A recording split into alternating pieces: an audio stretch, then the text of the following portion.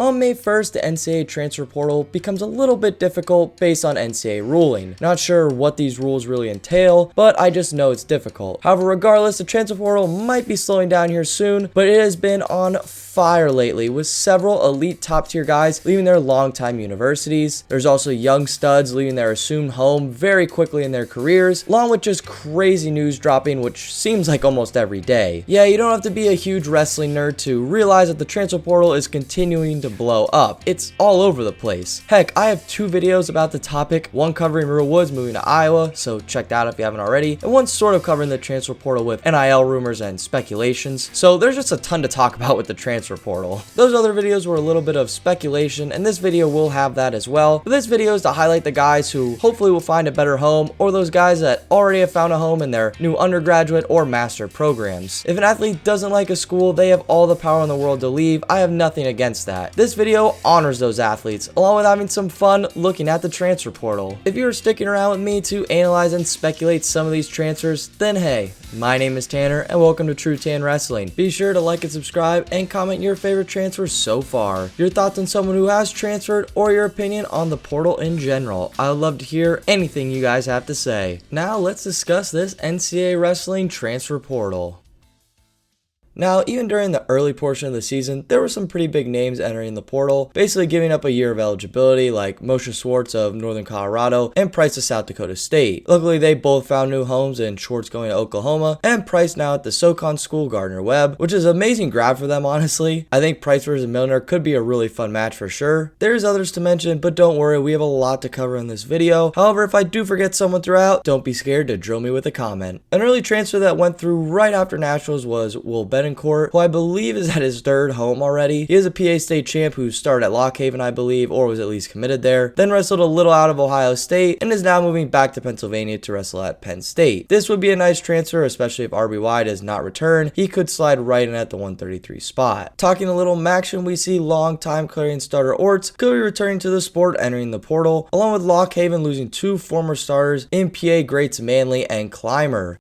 Then we make our way to the first transfer after NCAAs that got people talking in Kennedy Monday, who apparently has 2 years of eligibility left. I don't really know how that works, but he does. I think it is for sure true if in 2019 he did get a medical redshirt. If not, I think he'll only have 1 left due to the 2021 season just not counting. He was obviously a big part of the UNC team, and I believe he was looking at some big schools like Rutgers, Michigan, Penn State, and Arizona State. Once again, Penn State could really use him there, especially with Crane Etzel not returning, but they do have Facundo in the wing, so what do I know? But all 4 of those schools could really use a 165, except for maybe Michigan. Longtime SoCon stuff from Chattanooga Nicholson is leaving his home in Tennessee and is transferring out. He is a 2-time national qualifier, so a good option for anyone. Then there's Ohio State transfers, which I talked about a little bit on my Ohio State way too early lineup video, but they have quite a few guys leaving to find new wrestling universities. In super recent news, Rocky Jordan is heading to Chattanooga, which can for sure make the SoCon super interesting at 184 or 197. I kind of love the rivalry building in the SoCon, and I'm happy people realize that they can have really great success in that conference. So keep the big commits and transfer coming down south. But back to Ohio State. The other big names are Kevon Freeman, a solid 157 or 165, or the Cuban star Ichimendia, probably at 141, maybe 133. There was also Chase Liardi, who had a pretty nice redshirt season with the Bucks, and he took himself to Hofstra, which might actually be a really nice fit for him, and I wish him the best there. Switching to the Big 12, 2 Wyoming studs are heading out in Samuelson, who has solid wins like being All-American such as Gear of Oklahoma State, and being a several-time national qualifier. Then there is also their 125 who placed at CKLV, Savell, who with some development at Wyoming, I thought he could have legit been a good case for them and maybe a national qualifier, but I guess he wants a new home.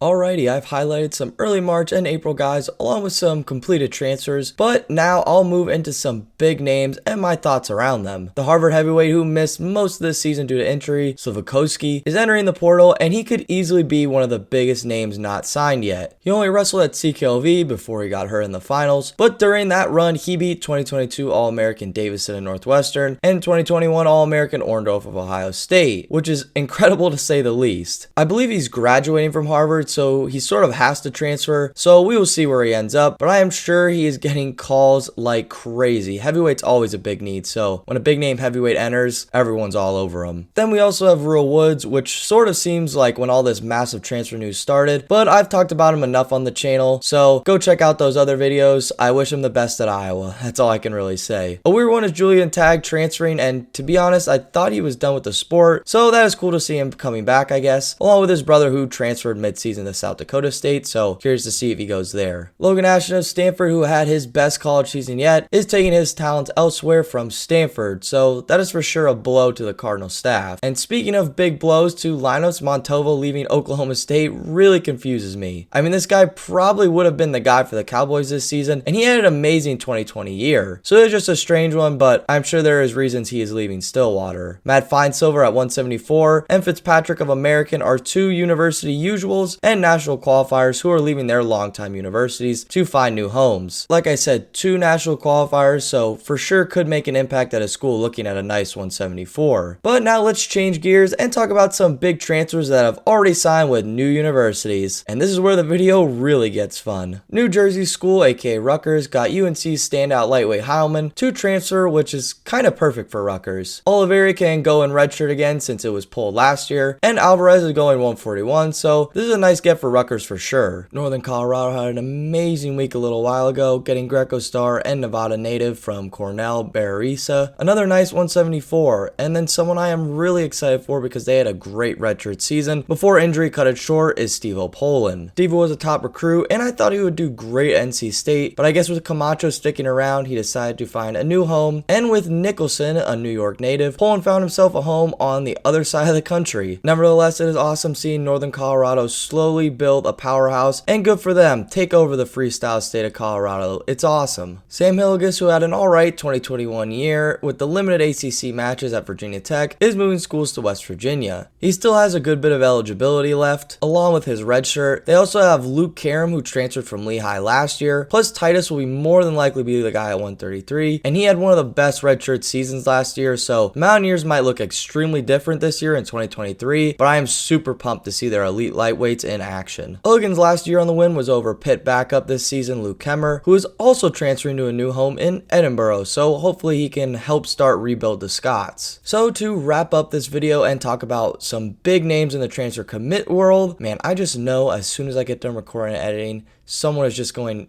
to sign that was in the transfer portal that was not. Oh dang, did I leave my mic on for that? Alright, back actually to not being on script. Actually, as I was recording this video, Ninehouse committed to Oklahoma, so congrats to him. I talk about Ninehouse a little bit later in the script, so I'll talk about him there in that transfer. So, alright, yeah, back on script. Dom Demas is a super recent commit who was in the portal during the season for Oklahoma, and I think he can be a nice fit at 149 for Cal Poly. Plus, once he becomes a full-size 149, I think he can do some damage, and hopefully return to the All-American stand. Speaking of Oklahoma, they are getting Wyatt Henson, which is interesting for the Sooners, considering they are already getting a top transfer at 141 with Moshe Schwartz, so maybe they're just trying to build some depth and make an exciting roster battle with Schwartz versus Henson there. Then to wrap everything up, we have some massive entries in the portal, but with no new homes announced just yet, except for Ninehouse. This is also a good time to mention, just because someone enters the portal does not mean they have to transfer. They could just see what's available, but a coach can pull a scholarship, so it's an interesting line to walk, of course. The first guy to mention is Garrett Ninehouse, as I mentioned off script before, a PA state champ and had some big national qualifier wins, but was sort of inconsistent. It's a shame Purdue is losing a nice 174, but I think I said there is a ton of 174s in a portal, so just get another one that might be a weird view, but this is where we are in the sport with the transfer portal. With Ninehouse signing with Oklahoma, he will definitely be a good fit with there, especially with Mantanona leaving the Sooners. Taylor Lamont has 1 year of eligibility left, and he is leaving his longtime school of Utah Valley. He is a Utah native, so I could see him staying out west, but he is also a huge Greco guy who is always competing for a world team spot. He is also a 2021 All-American and a multiple-time national qualifier, so easily one of the biggest 125s in the portal right now, and if you have a good RTC, especially in Greco, it could be a good landing spot for him. Finally, at the moment, we've all been waiting for, with Michael Beard entering the portal about a week after I said, nah, no way he's entering the portal in my Penn State video. Oh, gotta love when you take those takes and they go completely wrong. Oh well, this is good for Beard, obviously, for him to go and compete for, honestly, a national title potentially. He could compete with any 197 in the field, and he showed that at the Southern Scuffle and at his wrestle-offs against Max Dean. I believe he still has 3 years of eligibility left, so anyone in the hunt for a 197 is probably all over him right now. Phew. Well, if you couldn't tell from the thumbnail, title, or from all the names I just mentioned, the portal is absolutely crazy right now. I expect it to calm down, but man, it was on fire from literally the end of NCAAs till May 1st. Well, everyone, this was a fun video though, regardless to make, and if you enjoyed it as much as I did, feel free to let me know in the comment section below, along with hitting that like button. Also, don't be shy to subscribe for more content in the future. This is going to be a fun week of content, so stay tuned. With all that said, I can't wait to see you guys in the next one, and take care, everybody.